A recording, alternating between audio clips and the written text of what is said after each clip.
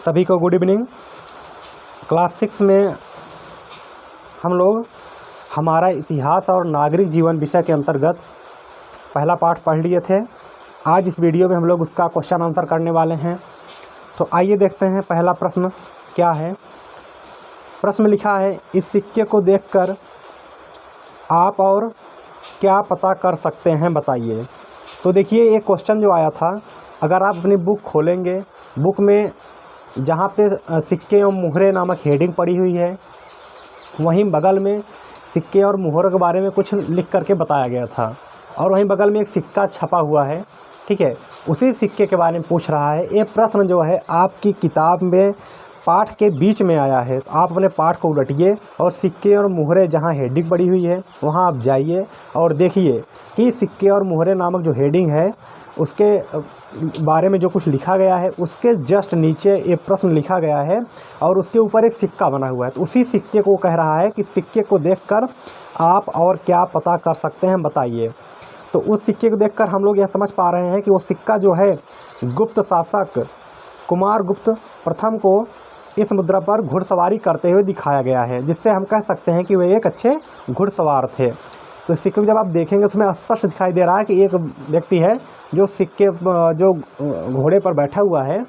तो आप समझ ही सकते हैं कि वो व्यक्ति कौन हो सकता है। वो व्यक्ति राजा ही हो सकता है, जिसके काल का वो सिक्का होगा वही राजा हो सकता है। तो ये राजा जो था, वो जो शासक था कुमार गुप्त था और वो गुप्त वंश का शासक था। ठीक है, चलिए अब आ जाते हैं अभ्यास प्रश्न में। ठीक है, तो जब आपका जो क्वेश्चन आंसर के लिए आपका जो अभ्यास दिया रहता है बुक में, तो आइए उस पर आ जाते हैं। तो जो अभ्यास प्रश्न है इसका आइए पहला प्रश्न देखते हैं क्या है। पहला प्रश्न में का लिखा गया है, तो का वाला प्रश्न जो है पढ़ते हैं इसको। प्राचीन काल के मानव किस किस पर अपने अभिलेख लिखते थे और क्यों। तो इसका उत्तर होगा, प्राचीन काल के मानव अपने अभिलेख ताड़पत्रों, भोजपत्रों और ताम्रपत्रों पर लिखते थे। कभी कभी वे बड़ी शिलाओं, स्तंभों, पत्थर की दीवारों पर भी अपने लेख लिखा करते थे, क्योंकि उस समय कागज़ का आविष्कार नहीं हुआ था। तो इसमें क्वेश्चन पूछा है कि क्यों लिखते थे। पहली बात तो है, जैसे मैंने बुक में जब आपको पढ़ा रहे थे वहाँ बताया था कि उनके पास पहले से कागज़ थोड़ी ना था, कागज़ तो बहुत बाद में आया। तो पहले क्या करते थे, वे लोग पत्थरों पर लिखते थे, पेड़ के पत्तों पर लिखते थे, छालों पर लिखते थे। ठीक है, तो चलिए अगला क्वेश्चन देख लेते हैं। ये क्वेश्चन खा है, पाठ में आपने सम्राट अशोक के किस अभिलेख के बारे में जाना। तो उसका उत्तर होगा कि पाठ में सम्राट अशोक के लुम्बिनी अभिलेख का उल्लेख है, जो रुक्मिणीदेयी अभिलेख का अंश है। इस अभिलेख में अशोक ने यह घोषणा की है कि लुम्बिनी में उपज का 8वां भाग कर के रूप में लिया जाएगा। और इसकी विस्तृत व्याख्या हमने पुस्तक में की थी जब उसको पढ़ा रहे थे पाठ 1 को। ठीक, यहाँ उसकी ज़रूरत नहीं है। क्वेश्चन गा है, इतिहास लेखन में सिक्के एवं अभिलेख किस प्रकार सहायक होते हैं लिखिए। तो उसका उत्तर देखते हैं। इतिहास लेखन में सिक्कों एवं अभिलेखों का काफ़ी महत्व है। सिक्कों से तत्कालीन शासक का नाम, उसका समय, सिक्के की बनावट से उस समय की कला तथा धातु से आर्थिक स्थिति की जानकारी प्राप्त होती है। अभिलेखों से उस समय के राजा का नाम, उसकी नीति कानून, शासन काल, लिपि, भाषा, साम्राज्य विस्तार, सभ्यता, संस्कृति आदि के विषय में पता चलता है। तो अब इसे सिक्का है, मैंने बताया था कि सिक्के पर अगर कोई शब्द लिखा गया है तो इससे उनकी लिपि के पता चल जाएगा किस भाषा में लिखते थे। कोई चित्र है तो आप उससे समझ सकते हैं राजा को कौन सी चीज़ प्रिय थी। जैसे गुप्त शासक का जो कुमार गुप्त था, उस पर घुड़सवारी का चित्र था, तो उसे घुड़सवारी करना पसंद था। और जो सिक्के की धातु है, अगर सिक्के की धातु बहुत महंगी वाली है तो हम समझ सकते हैं कि उस समय की आर्थिक स्थिति बहुत मजबूत थी। और जो अभिलेख हैं, अभिलेख पर भी राजा का नाम भी उत्कीर्ण कराया जाता था, उसमें क्या कानून चल रहा है उसको भी उत्कीर्ण कराया जाता था। जैसे अभी कुछ देर पहले हमने बताया था कि अशोक के रुक्मिणी अभिलेख में यह उत्कीर्ण कराया गया कि लुम्बिनी के लोगों से वहाँ उपज का कर के रूप में 8वां भाग लिया जाता था। तो वहाँ से इसकी आर्थिक व्यवस्था के बारे में ये जानकारी पता चलती है। ठीक है, आइए अगला क्वेश्चन देखते हैं। मेगास्थनीज की पुस्तक का नाम क्या था। तो स्पष्ट है। वहाँ पे 1 नंबर का 1 लाइन का लिखा गया था कि मेगास्थनीज की पुस्तक का नाम इंडिका था। ठीक। क्वेश्चन अंगा है, इतिहास जानने के पुरातात्विक व साहित्यिक साधनों का वर्णन कीजिए। आइए इसका उत्तर देखते हैं। पुरातात्विक और साहित्यिक दोनों स्रोतों से हमें इतिहास की जानकारी प्राप्त होती है। इन स्रोतों की सहायता से इतिहासकार और पुरातत्वविद अतीत का निर्माण करते हैं। इतिहासकार इन्हीं स्रोतों से अतीत की कृषि, पशुपालन, काम धंधे, व्यापार आदि के आधार पर आर्थिक स्थिति का वर्णन करते हैं। घर परिवार, स्त्रियों की स्थिति, शिक्षा, रहन सहन, खान पान, वेशभूषा, त्यौहार, मेले आदि के आधार पर सामाजिक तथा शासक, प्रजा, प्रशासन, सुरक्षा व सैन्य व्यवस्था के आधार पर राजनीतिक स्थिति की जानकारी प्रदान करते हैं। ठीक है। आइए प्रश्न नंबर 2 देखते हैं। प्रश्न नंबर 2 है, एक अंतर स्पष्ट कीजिए। आप अपनी बुक में देखेंगे तो वहाँ पे 3 शब्द लिखे गए हैं। क्या क्या शब्द लिखा गया है? एक प्रागैतिहासिक काल, एक आद्य ऐतिहासिक काल, एक ऐतिहासिक काल। ये तीनों क्रम से का खा गा लिखे गए हैं और तीनों में अंतर करना है। तो तीनों में अंतर जब तब कर पाएंगे जब उनके बारे में जान पाएंगे। आइए एक एक करके उसके बारे में जानते हैं।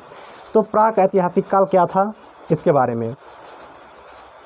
वह समय जिसके लिए कोई भी लिखित सामग्री उपलब्ध नहीं है, प्राक ऐतिहासिक काल कहलाता है। मैंने पढ़ाते समय भी बताया था कि ऐसा ऐतिहासिक काल जिस समय साक्ष्य तो उपलब्ध थे, मतलब कि जैसे मूर्तियाँ थीं, भवन थे, इस तरह से साक्ष्य तो थे, लेकिन उसके बारे में कोई लिखित जानकारी नहीं थी, मतलब लिखने की प्रथा तब तक प्रारंभ नहीं हुई थी। ऐसे काल को प्राक ऐतिहासिक काल कहा जाता है। और प्राक का अर्थ होता है पूर्व, अर्थात ऐतिहासिक काल या इतिहास के काल के पहले का काल। ठीक है। अगला आता है आद्य ऐतिहासिक काल। आद्य ऐतिहासिक काल क्या मतलब? जो आज का इतिहास है। क्या है ये? वह समय जिसमें संबंधित लिखित साक्ष्य उपलब्ध तो हैं किंतु उन्हें पढ़ा नहीं जा सकता है, उसे आद्य ऐतिहासिक काल कहते हैं। इस समय तो लिखने की कला आ गई थी, जो साक्ष्य मिले हैं लिखित रूप से, कुछ साक्ष्य मिले हैं जैसे दीवारों पर मिले हैं, लेकिन उसको आज तक किसी ने पढ़ नहीं पाया है, तो इसको ही हम आद्य ऐतिहासिक काल कहते हैं। अगला आता है ऐतिहासिक काल। जिस काल के विषय में लिखित सामग्री से जानकारी मिलती है एवं उसे पढ़ा भी जा सकता है, उस काल को ऐतिहासिक काल कहते हैं। तो जो ऐतिहासिक काल है इसमें लिखा भी गया और आज इसकी लिपि को हम पढ़ भी पा रहे हैं, तो यही काल जो था ऐतिहासिक काल था। आइए बढ़ते हैं प्रश्न नंबर 3 की तरफ। आया है निम्नलिखित से आप क्या समझते हैं? पुरातत्ववेत्ता और इतिहासकार। अब इन दोनों में समझिए प्रकार से अंतर ही बताना है कि पुरातत्ववेत्ता किसे कहते हैं, इतिहासकार किसे कहते हैं। आइए सबसे पहले देखते हैं पुरातत्ववेत्ता।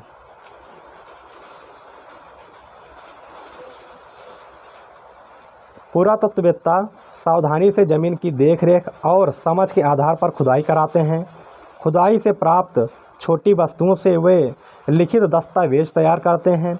इन्हीं वस्तुओं के आधार पर हमें अतीत की जानकारी प्राप्त होती है। ये तो हो गए पुरातत्ववेत्ता। ठीक। जो ज़मीन से खुदाई कराते हैं, वहाँ की देख रेख करते हैं, उनकी वस्तुओं से जो जानकारी इकट्ठा करते हैं, ये पुरातत्ववेत्ता होते हैं।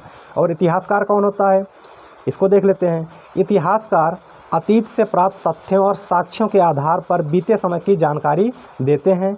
वे कृषि, पशुपालन, व्यापार आदि के आधार पर आर्थिक स्थिति का चित्रण करते हैं। जात पात, घर परिवार, स्त्रियों की दशा, शिक्षा, खान पान, वेशभूषा, मनोरंजन, त्यौहार व मेले आदि से सामाजिक स्थिति का चित्रण करते हैं। इसी प्रकार राजनैतिक, धार्मिक व सांस्कृतिक स्थिति का भी चित्रण करते हैं। तो आई होप आप लोग समझ गए होंगे। आइए प्रश्न नंबर 4 देखते हैं। सही कथन पर सही का निशान एवं गलत कथन पर गलत का निशान लगाइए। तो चलिए देखते हैं कौन सा सही है कौन सा गलत। का प्राक इतिहास जानने के लिए हमारे पास लिखित सामग्री है, तो क्या होगा? फॉल्स होगा, मतलब गलत होगा, क्योंकि जो प्राक ऐतिहासिक काल था, हमने अभी वहाँ कुछ देर पहले क्वेश्चन आंसर भी किया था, उसमें बताया था कि इस समय कोई लिखित सामग्री उपलब्ध नहीं थी। खा पढ़ते हैं। प्राचीन काल के मानव कागज पर लिखते थे। इसके बारे में जानते हैं। पहले कागज़ नहीं था, प्राचीन काल के मानव कहाँ पे लिखते थे? ताड़पत्रों, भोजपत्रों, पेड़ की छालों पर, पेड़ की पत्तियों पर लिखते थे। ठीक है, तो इस प्रकार से ये भी गलत है, उसमें कागज़ नहीं था। गा पढ़ते हैं, सिक्कों एवं अभिलेखों से भी ऐतिहासिक जानकारी मिलती है, एकदम सही है। घा है, राजतरंगिणी कौटिल्य की रचना है। तो राजतरंगिणी आप लोग जानते हैं कि ये कल्हड़ की रचना है, जिसमें कश्मीर का 11वीं और 12वीं सदी का इतिहास लिखा गया है। ठीक। अंगा है, वेद धार्मिक साहित्य है, बिल्कुल सही, वेद हमारा धर्म से संबंधित पुस्तक है, तो ये सही हो जाएगा। आया है कि फाह्यान मौर्य काल में भारत आया था, तो ये बिल्कुल गलत होगा, क्योंकि फाह्यान जो है वो गुप्त काल में भारत आया था। ठीक है, तो ये मौर्य काल में गलत हो जाएगा। चलिए प्रश्न 5 देखते हैं। आप सारनाथ स्तूप देखने जा रहे हैं, स्तूप के बारे में आप क्या क्या जानना चाहेंगे? अपनी जानकारी के कुछ प्रश्न बनाइए। तो इसको आपको स्वयं लिखना है, बुक में देख करके, बुक को पढ़ करके, बुक से समझ करके आपको स्वयं करना है। लेकिन कुछ मैं यहाँ पे उदाहरण के तौर पे बता दे रहा हूँ कि क्या क्या प्रश्न ये हो सकते हैं। तो अगर स्तूप हम देखेंगे, हमारे मन में कुछ साधारण प्रश्न आएंगे कि स्तूप का निर्माण कब हुआ था, इसका निर्माण किसने कराया था, इसके पीछे उसका उद्देश्य क्या रहा होगा, इसका डिजाइन बनाने वाला वास्तुकार कौन था, इसके निर्माण में कितना धन व्यय हुआ होगा। इस तरह से कई सारे प्रश्न, कुछ हो सकता है हमारे मन में ना प्रश्न आया हो, आप लोगों के मन में प्रश्न आ सकता है, लेकिन मैंने यहाँ 4-5 प्रश्न यहाँ पे लिख दिया है, किस तरह से आपके दिमाग में प्रश्न आ सकता है। और इस स्तूप में का जैसे इस स्तूप का निर्माण किसने कराया, ये भी देखिए आया है। ठीक है, तो इस तरह से बहुत सारे प्रश्न आपके दिमाग में आ सकते हैं। या आप ये भी देख सकते हैं, जैसे इसमें देखिए कि स्तूप को बनाने में इसमें आया, हमने लिखा है कितना धन व्यय हुआ। ठीक है, देखिए धन व्यय हुआ। लेकिन आप एक प्रश्न और भी बना सकते हैं कि स्तूप को बनने में कितना समय लगा। तो अभी 6 प्रश्न हो गए, आप 6वां लिख सकते हैं कि स्तूप को बनने में कितना समय लगा। तो आप भी इस तरह से नए नए प्रश्न बना सकते हैं। ठीक है, ये कुछ प्रोजेक्ट वर्क है कि वर्तमान में प्रचलित सिक्कों के चित्र बनाइए, उनकी विशेषताएं भी लिखिए।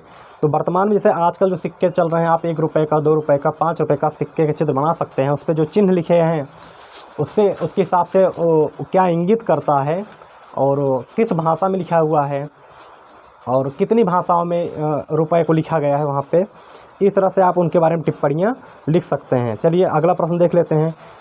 अपने शहर गांव के विषय में अपने बड़ों, स्थानीय संग्रहालयों एवं कार्यालय से निम्नलिखित जानकारी प्राप्त कीजिए। ठीक है, ये जो है प्रश्न थोड़ा अपूर्ण लग रहा है, लेकिन इसमें है प्रोजेक्ट वर्क ही, आपको अपने हिसाब से करना है। उसके नीचे कुछ प्रश्न लिखे होंगे, आपको उस तरह से अपना कर लेना है। ये आपका कोई पेपर वर्क नहीं है, आपके नोटबुक में नोट नहीं करना है, आपको केवल सोचना विचारना है। ठीक है, इस तरह से आज का ये टॉपिक समाप्त होता है, क्वेश्चन आंसर समाप्त होता है। Thank you.